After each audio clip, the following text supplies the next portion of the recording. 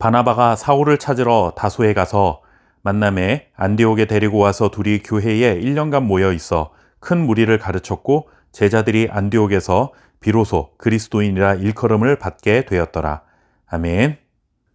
오늘 함께 묵상할 말씀에는 안디옥이라고 하는 도시에 교회가 세워지고 처음으로 그리스도인이라 일컬음을 받는 자들이 생겨난 이야기가 기록되어 있습니다. 안디옥 교회가 생긴 것은 교회 역사에서 굉장히 중요한 의미가 담겨 있습니다. 이방 지역에 최초로 세워진 교회이기 때문입니다. 그런데 안디옥은 사실 복음이 전파되기 쉽지 않은 분위기의 그런 도시였습니다. 안디옥은 로마 제국이 의도적으로 만든 행정 수도라고 할 수 있습니다. 안디옥에는 로마의 부자들이 모여들었던 곳인데 당시 부자들은 노예들을 부렸습니다.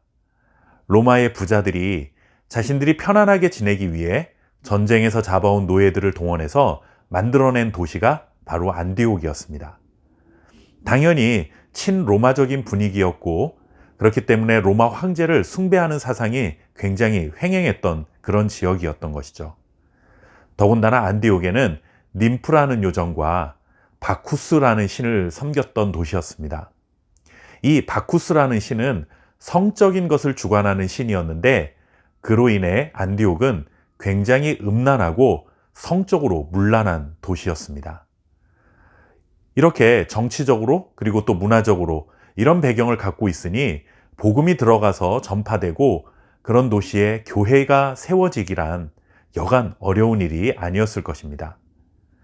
그러나 이것은 어디까지나 우리 사람들의 생각일 뿐입니다. 하나님의 말씀, 복음의 말씀은 그 자체로 생명력이 있음을 우리는 믿어야 합니다. 사실 따지고 보면 복음이 전파되기 유리한 환경이 세상에 어디 있겠습니까? 오히려 복음은 우리가 보기에는 정말 불가능해 보이는 불리한 환경 속에서 더 힘있게 그리고 생명력 있게 전파되었던 것을 보게 됩니다. 바로 사도행전의 역사가 계속해서 보여주고 있는 것이 바로 이것이죠. 안디옥 교회가 세워지게 되자 예루살렘 교회는 그 교회의 지도자로 바나바를 파송하게 됩니다. 그리고 바나바는 그곳에서 하나님의 말씀을 가르치기 위해 회심한 바울을 찾아 함께 동역하게 됩니다.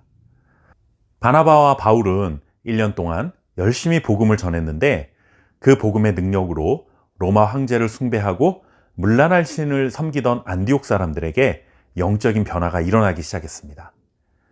안디옥에 교회가 세워졌을 뿐만 아니라 그곳에서 그리스도인이라 부름을 받는 자들도 생겨나기 시작했던 것이죠. 그리스도인, 이 말의 뜻은 그리스도를 닮은 사람이라는 뜻이 있습니다. 안디옥 사람들이 보기에 복음의 말씀을 받아들이고 예수님을 믿는 자들의 삶의 모습을 보니 자신들과는 다른 삶의 모습으로 살아가고 있다는 것을 깨닫게 된 것입니다. 안디옥이라는 도시가 가지고 있는 정치적, 문화적 분위기에 그것을 따라 살아가는 사람들이 아니라 그들은 하나님의 말씀으로 변화를 받아 예수님과 같은 모습으로 살아가는 것을 보게 되었고 그래서 그들을 향해 그리스도를 닮은 사람들, 즉 그리스도인이라 부르기를 주저하지 않았던 것이죠. 우리는 과연 어떤 모습일까 한번 생각해 봅니다. 우리는 우리 스스로를 그리스도인이라 부릅니다. 그런데 우리가 스스로 그렇게 부르는 이유는 기독교라는 종교를 가진 사람이기 때문에 그리스도인이라 부르는 경우가 많습니다. 그러나 그리스도인은 교회에 출석하고 종교란에 기독교라고 쓸 수 있는 사람이 아니라 예수님을 닮은 사람입니다.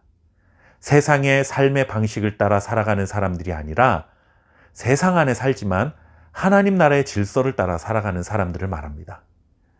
세상 사람들이 우리를 볼 때도 저 사람은 정말 그리스도인이야 라고 부를 수 있도록 예수님을 닮아가는 저와 여러분 될 수 있기를 바랍니다.